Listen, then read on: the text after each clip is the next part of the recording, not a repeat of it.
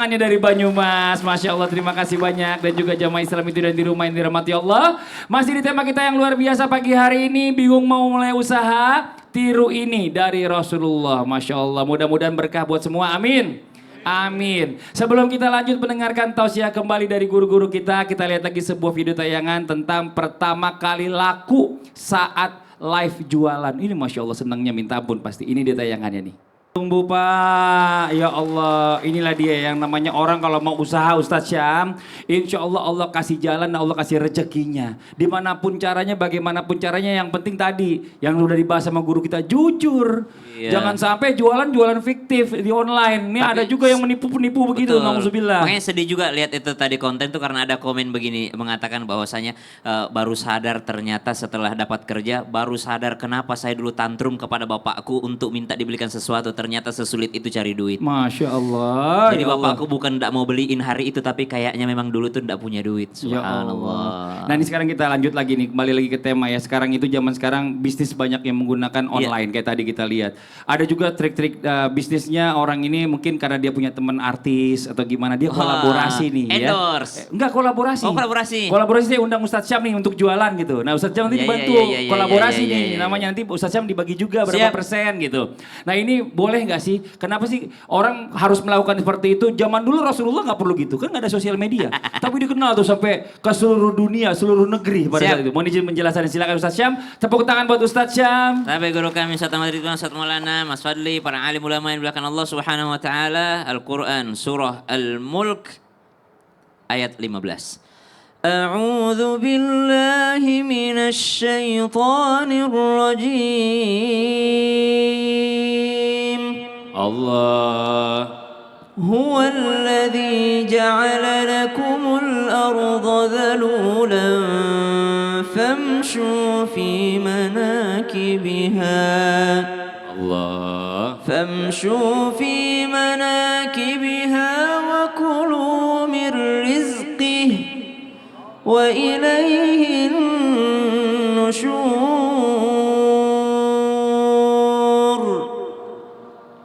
Jadi memang maha memberi rezeki itu adalah Allah Subhanahu Wa Taala, dan rezeki itu sudah ditakar sama Allah. Kita itu berikhtiar karena memang mengikuti sunnahnya Nabi SAW.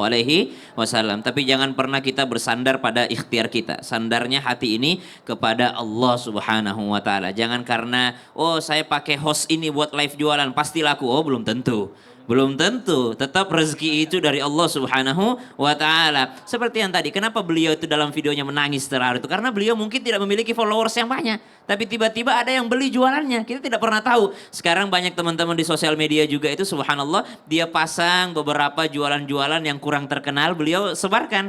Seperti mungkin ada salah satu artis yang suka endorse UMKM yang tidak mampu bayar, dia kasih. Kenapa? Untuk promosikan. Kita tidak pernah tahu daripada rezeki ini, FYP, daripada kontennya itu kita tidak pernah tahu. Maka subhanallah, bagaimana jika ada jualan berkolaborasi, itu sangat bagus. Kenapa sangat bagus? Ibunda Khadijah radhiyallahu anha warḍaha itu berkolaborasi dengan Nabi SAW dan terus meneruskan kolaborasinya. Kenapa? Karena ternyata baginda Nabi SAW adalah orang yang menjadi host live jualannya Ibunda Khadijah yang sangat terpercaya. Sehingga kalau Rasulullah yang bawa dagangannya, keuntungannya menjadi berlipat ganda dan tidak pernah ada cacat daripada barangnya, tidak pernah kehilangan barang. Kenapa? Orang jujur yang membawakannya. Maka kadangkala kita juga butuh sosok yang mengenakannya. Subhanallah. Maka berkolaborasi boleh saja dalam Islam, karena Ibunda Khadijah berkolaborasi dengan Rasulullah SAW. Tadi disampaikan juga Abdurrahman bin Auf juga berkolaborasi, Sayyidina Utsman bin Affan radhiyallahu anhu juga berkolaborasi. Maka kolaborasi boleh-boleh saja, dan disitulah diuji juga daripada amanah satu sama lain. Masya Allah, tapi emang bener kadang-kadang gitu, artis tuh jadi daya tarik. Peci saya nih, saya dibeliin,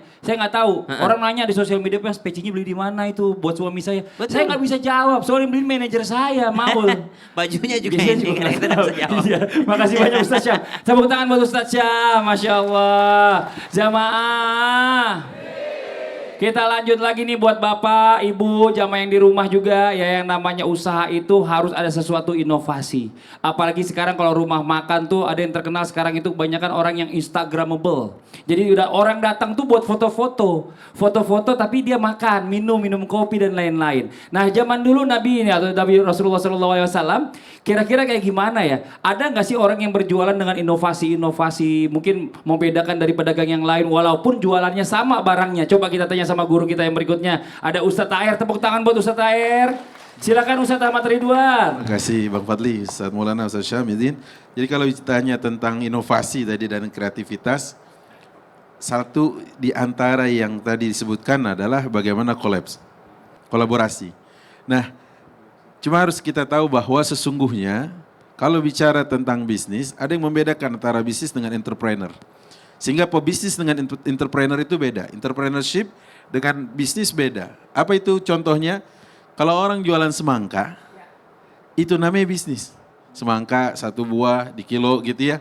Tapi kalau semangka itu dibelah, kemudian diambil dagingnya, dimasukkan ke juicer, di jus dia, itu namanya entrepreneur. Dagangan 1 buah semangka 30 sampai 50 ribu misalkan. Tapi kalau sudah diolah jadi jus dia, 1 gelasnya berapa? 30 ribu, betul kan? Bisa 30 ribu di salah satu mungkin restoran. Itu namanya entrepreneur. Nah, inovasi itu seperti itu. Jadi kalau ditanya di zaman Rasulullah SAW ada nggak? Ada. Ada yang jualan unta, ada yang jualan kambing, ada. Jualan sapi, ada. Tapi kemudian sapinya disembelih, dombanya disembelih, dijualnya menjadi sate. Nah ini berarti apa? Tadi jadi sesuatu yang inovasi. Nah, apa yang membedakan saat kita lihat bagaimana sirah sejarah ya Rasulullah SAW dengan kita? Hanya ragam alat atau media yang membuat dagangan itu atau bisnis itu jauh lebih cepat berkembang. Zaman Rasulullah sudah ada. Sudah ada. Seperti tadi misalkan bagaimana trik Rasulullah SAW membeli dari Syam, negeri Syam yang tidak ada di kota Mekah. Ya, didatangkan ke kota Mekah dengan sesuatu yang menarik bagi penduduk Mekah. Walaupun mungkin sama-sama jenisnya adalah barang-barang dasar atau bahan-bahan dasar. Gitu ya. Nah itulah makanya kalau ditanya ada nggak kreativitas di zaman Rasulullah? Ada. Sudah ada. Dan alhamdulillah yang kita tahu dari ajaran Islam di dalam buku-buku ini banyak sekali bukan cuma tentang inovasi dan kreativitas, ternyata apa? Menjadi diferensiasi perbedaan antara ini loh ajaran Islam yang menjunjung tinggi nilai-nilai kejujuran, kehalalan, ya. Bukan cuma kreatif tapi artinya apa? Melanggar. Banyak orang kreatif tapi melanggar. Banyak orang punya inovasi tapi apa? Merugikan. Merugikan. Tulis di situ halal. Nggak taunya enggak. Ada lagi terus gitu ya kan. Harga buah 10.000. Yang bawah. Nggak taunya enggak. 10.000 itu bukan per kilo sekarang. Tulisannya kecil per 10 ons apa 1 on. Nah itu curang itu juga. Kita udah datang nggak taunya kira 10.000, nggak taunya on, bawahnya kecil banget tulisannya. Gitu ya. Masya Allah, warung ini pernah didatangi Raffi Ahmad. Tapi tulisannya tidaknya itu kecil. Makasih banyak Ustaz Taher, tepuk tangan buat Ustaz Taher. Oke, kita lanjut lagi, waktu kita memberikan kesempatan kembali jamaah untuk tanya sama guru-guru kita. Tapi sebelumnya kita kembali dulu ke segmen Tanya Dong Ustaz. Kami semua tanya dong Ustaz. Oke, yang mau bertanya boleh silakan angkat tangannya. Ada yang garuk-garuk kayak ini mau nanya beneran, Ibu boleh dari sebelah sini maju ke depan, silakan. Iya, oke. Ini mic-nya. Silakan lihat kamera, perkenalkan dirinya.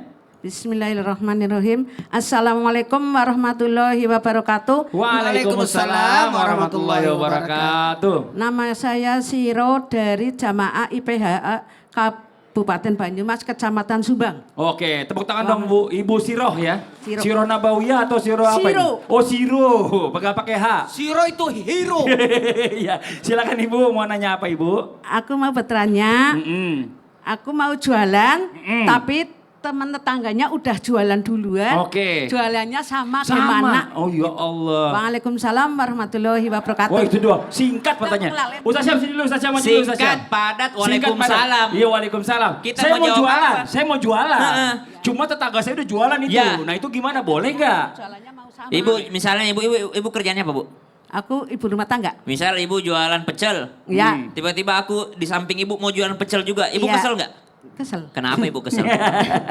Ada yang nyaingin. Ada yang nyaingin. Hah? Terus kenapa ibu lakuin? Ya kan usaha. Oh, usaha. Bingung Iya, mau iya, usaha iya. Iya, apa? benar. Berarti ibu nggak yakin rezeki diatur sama Allah.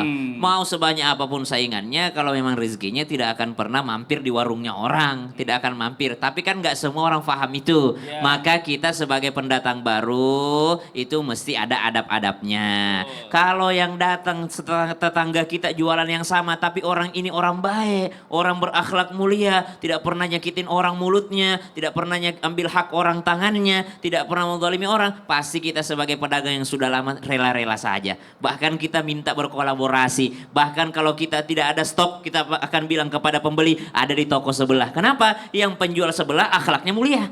Makanya Nabi tidak ada yang benci. Kenapa? Akhlaknya mulia. Maka kalau dikatakan apa adabnya? Adabnya adalah berakhlak mulialah, sopan santunlah, afsyus salam, sebarkan salam. Ada juga pedagang sesama pedagang karena dagangannya sama, yang satu buang air comberan depannya. Supaya biar bau. iya biar bau warung sebelahnya. Ada juga yang buang sampah sebelah disapu, pas nyapunya kotorannya ke toko sebelah. Ke sebelah. Supaya tidak laku yang sebelah. Ini berarti tidak Astagfirullah. menggunakan akhlaknya Nabi Shallallahu Alaihi Wasallam. Wasallam. Intinya kalau kita berakhlak mulia itu sudah menjadi adab yang terbaik. Betul. Ibu jualan apa tadi? Aku udah jualannya beras. Oh jualan beras. Katanya ibu rumah tangga. Enggak, dia mau jualan beras, tetangganya Oh, udah baru jualan mau. luar. Oh. Ibu berasnya tahu gak kalau mau laku? Iya. Taruh emas berapa butir. Orang beli ke ibu semua. Ditambahkan Ustaz. Kepada semua penjual yang mau jualan sama dengan penjual di temennya, silakan menjual di pasar. Karena di pasar sama jualannya, jualan kain, jualan ikan, ada gitu kan? Pertanyaannya, sah nggak jualannya? Yang penting tidak ada tiga, tidak ada tipu, tidak ada riba, dan tidak jelas. Bisa Contoh. Bisa geser dulu. Boleh, boleh. Ibu, betul tadi Ko Sam, kalau bisa jaga perasaan. Hukum jual beli itu asasnya adalah tolong menolong. Asas jual beli itu adalah tolong menolong. Silakan ibu tolong menolong sama beliau. Yuk kita jualan sama-sama. Jadi kita bikin lapaknya satu tempat. Jadi nanti mejanya bisa Kolaborasi. Itu kolaborasi. Jadi itu paling bagus. Kemudian karena gini, jual beli itu boleh-boleh saja. Yang penting rukun dan syaratnya jelas. Oh berarti ibu harus ngomong dulu sama tetangganya yang mau harus itu. ngomong sebagai akhlak. Udah izin? Udah izin Udah Bu? izin. Udah belum? Pakai mic Udah. dong Bu, ibu mic-nya jadi pegang Udah, doang. udah izin. Galak banget lagi. Udah. Ya udah deh nggak jadi pakai mic deh. Iya, Galak iya. soalnya. Gini aja. Yang namanya jual beli itu silahkan jual beli yang penting ada adabnya. Memuliakan orang, menghargai orang, tidak menghina orang. Karena pembeli itu kan jauh-jauh datangnya.